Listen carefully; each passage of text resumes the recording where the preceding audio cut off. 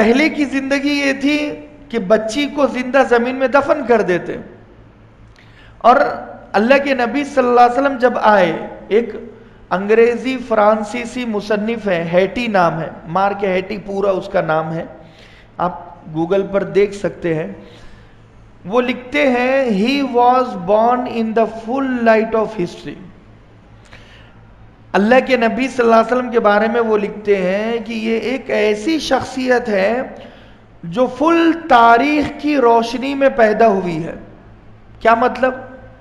ان کا سونا، اٹھنا، بیٹھنا، چلنا، پھرنا، کھانا، سفر کرنا، ہنسنا، غصہ ہونا، ان کے دانت کتنے ہیں، بال کتنے ہیں، سفید کتنے ہیں، عمر کتنی ہے، کہاں کون سا دن کہاں گزارا، یہ سب محفوظ ہیں ہو بہو مینوان. آپ عیسائیوں کو پوچھو کہ آپ جس کو اپنا خدا کہتے ہو اور نبی کہتے ہو، نبی تو بعد میں، پہلے تو وہ خدا ہی کہتے ہیں، جیزس کرائسٹ، عیسیٰ مسیح، تو تمہیں تمہارے خدا کے بارے میں کتنا پتا ہے یا نبی کے بارے میں؟ عیسیٰ علیہ السلام کی شادی نہیں ہوئی تھی، تو جب نبی کی شادی نہیں ہوئی تو پھر نبی کو ماننے والی امت اب شادی کس کے طریقے پر کرے گی؟ بات سمجھ میں آ رہی؟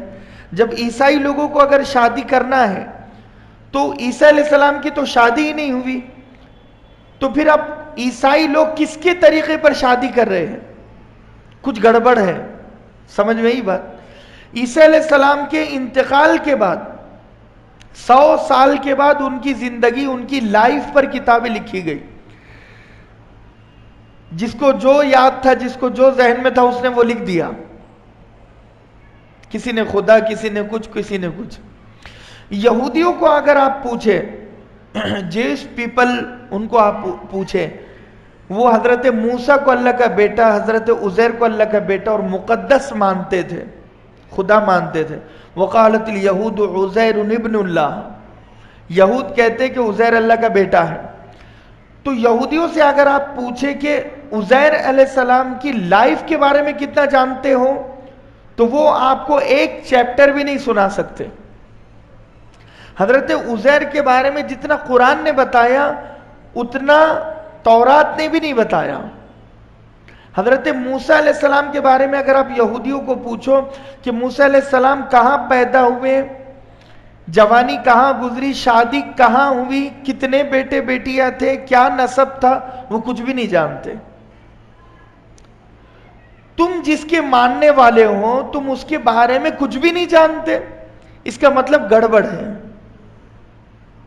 لیکن اگر آپ محمد صلی اللہ علیہ وسلم کے بارے میں جاننا چاہو کہ ہمارے نبی 1400 سال پہلے کھاتے کیسے تھے، بیٹھتے کیسے تھے، شادی کتنی کی، کیوں کی؟ اللہ کے نبی کی 11 شادیاں ہوئی، 12 اس اعتبار سے کہ ایک باندی سے آپ کی شادی ہوئی تھی، وہ نکاح ختم ہو چکا تھا. 11 شادیاں آپ نے کی. کیوں کی؟ سب سے بڑی وجہ یہ ہے کہ اگر کسی کے پاس 11 آپشن ہے تو اس کے لیے شادی کرنا آسان ہے، یا کسی کے پاس صرف ایک آپشن ہے اس کے لیے شادی کرنا آسان ہے؟ مثال کے طور پر اللہ کے نبی نے حضرت خدیجہ سے شادی کی، پہلی شادی. آپ کی عمر مبارک تھی 25 سال اور حضرت خدیجۃ الکبریٰ کی عمر مبارک کتنی تھی؟ 40 سال. تو اب ایگزامپل سیٹ ہو گیا. اگر اللہ کے نبی ایک ہی شادی کر کے دنیا سے جاتے تو اگر ہمیں سنت پر عمل کرنا ہے تو ہر 25 سال کے نوجوان کو 40 سال کی خاتون کو تلاش کرنا پڑے گا. مشکل ہو گئی؟ مشکل ہے نا، کیونکہ آج کا 25 سال کا نوجوان 18 سال کی لڑکی تلاش کرتا ہے، کم سے کم عمر اسے چاہیے. تو اللہ کے نبی نے جتنی شادیاں کی وہ اپنی امت کے آپشن بڑھانے کے لیے کی ہے. کفار یہ کہتے ہیں کہ 6 سال کی لڑکی سے شادی کی. حضرت عائشہ صدیقہ رضی اللہ عنہا کے بارے میں کہتے ہیں اور اللہ کے نبی صلی اللہ علیہ وسلم کی عمر مبارک تھی 50 سال. تو کیسے کر دیا؟ وجہ میں بتاتا ہوں. آپ یہ دیکھ رہے ہو کہ 50 سال کے ایک بزرگ نے 6 سال کی لڑکی سے شادی کی ہے. اگر یہ آپ کو کیوں نہیں نظر آتا کہ ایک 25 سال کا نوجوان خوبصورت لڑکا 40 سال کی لڑکی کے ساتھ 25 سال زندگی اس نے گزاری ہے. اللہ کے نبی کی جب پہلی شادی ہوئی تو عمر کتنی تھی؟ 25 سال. دوسری شادی آپ نے کب کی؟ 26 سال میں، 27 سال میں. دوسری شادی آپ نے 51 سال میں کی ہے. کتنے؟ 51ویں سال میں. بات سمجھ میں آئی؟ اس کا مطلب ہے کہ اللہ کے نبی نے ایک بیوی کے ساتھ کتنے سال گزارے ہیں؟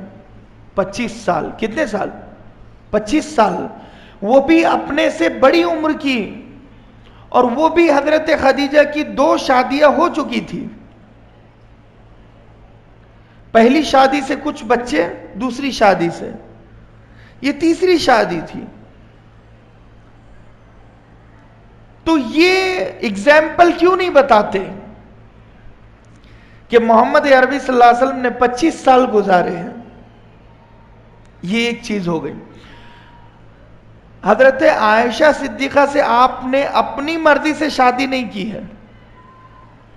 اپنی مرضی سے شادی آپ نے حضرت خدیجہ سے کی تھی.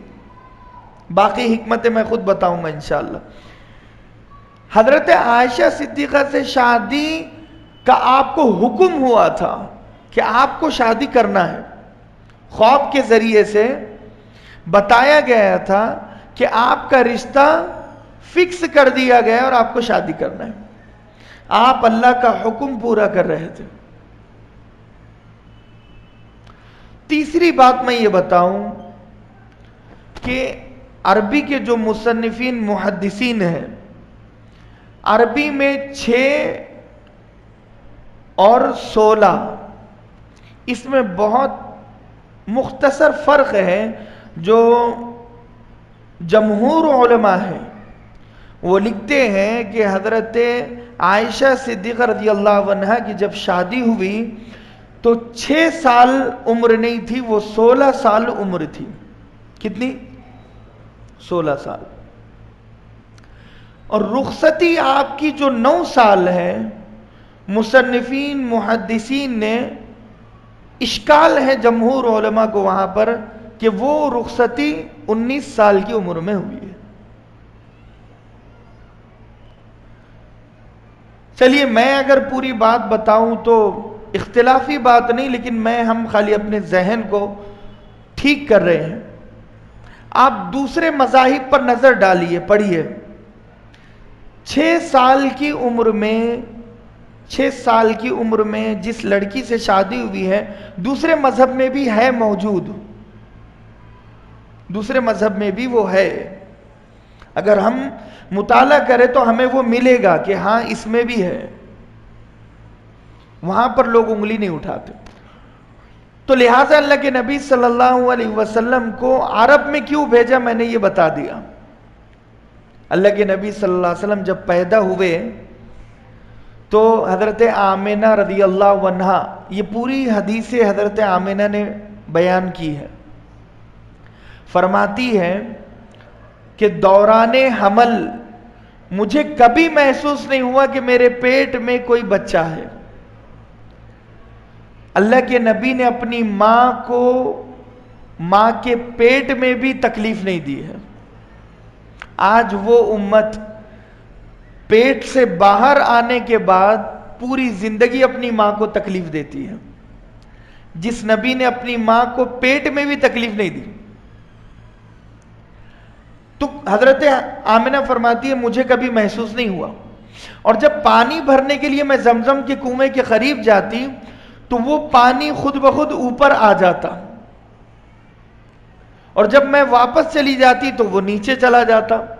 میری سہیلیاں کہتی کہ آمنہ تم یہاں کھڑی رہو، ہمیں پانی بھرنے دو، ہمیں زمزم کا پانی لینا ہے. اور دوسری بات حضرت آمنہ فرماتی ہے کہ جب میں دھوپ میں چلتی تو تو میرے اوپر ایک بادل ہمیشہ سایہ کرتا، کبھی مجھے دھوپ میں چلنے نہیں دیا۔ یہ اللہ کے نبی صلی اللہ علیہ وسلم کی خوبیاں میں آپ کو بتا رہا ہوں۔ حضرت آمنہ فرماتی ہے کہ اللہ کے نبی صلی اللہ علیہ وسلم جیسے ہی پیدا ہوئے فوراً سجدہ کیا، لمبا سجدہ، اور اس کے بعد اللہ کے نبی صلی اللہ علیہ وسلم سجدے سے جب اٹھے، ابھی پیدا ہوا بچہ، صبح صادق کے وقت آپ کی پیدائش ہوئی تھی، یعنی تہجد کے وقت پیغام دینا تھا کہ اب سورج سے روشنی آئے گی اور اندھیرے دور ہو گئے، تو نبی صلی اللہ علیہ وسلم جب دنیا میں آ رہے ہیں تو کفر اور شرک کا اندھیرا ختم ہوگا، توحید کا اجالا ہوگا۔ تو حضرت آمنہ فرماتی ہے کہ ایک دم سے ایک بادل آیا، گھر کی چھت پھٹی اور ایک بادل آیا، اس بادل میں سے آواز آئی، طوفوا بہ مشارق الارض ومغاربہا لیعرفوا باسمہ ونعتہ وصورتہ، اس بچے کو مشرق اور مغرب میں پھرایا جائے تاکہ لوگ اس کے نام کو، اس کے اوصاف کو جان لیں۔ لوگوں کو پتہ ہونا چاہیے کہ وہ پیدا ہو چکا ہے جس کے لیے آسمان کو کھڑا کیا گیا تھا کئی سالوں سے، زمین کو بچھایا گیا تھا کئی سالوں سے۔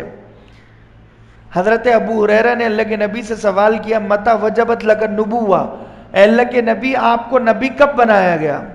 جواب یہ ہونا چاہیے تھا 40 سال 6 مہینے 10 دن 21 رمضان پیر کی رات کو آپ کو نبی بنایا گیا۔ یہ ایک کتابی جواب ہے، مگر اللہ کے نبی صلی اللہ علیہ وسلم نے فرمایا کنت نبیا وان آدم بین الماء والطین، کہ میں ابھی آدم کا جسد تیار بھی نہیں ہوا، مجسمہ تیار بھی نہیں ہوا تو میں نبی بنا دیا گیا تھا۔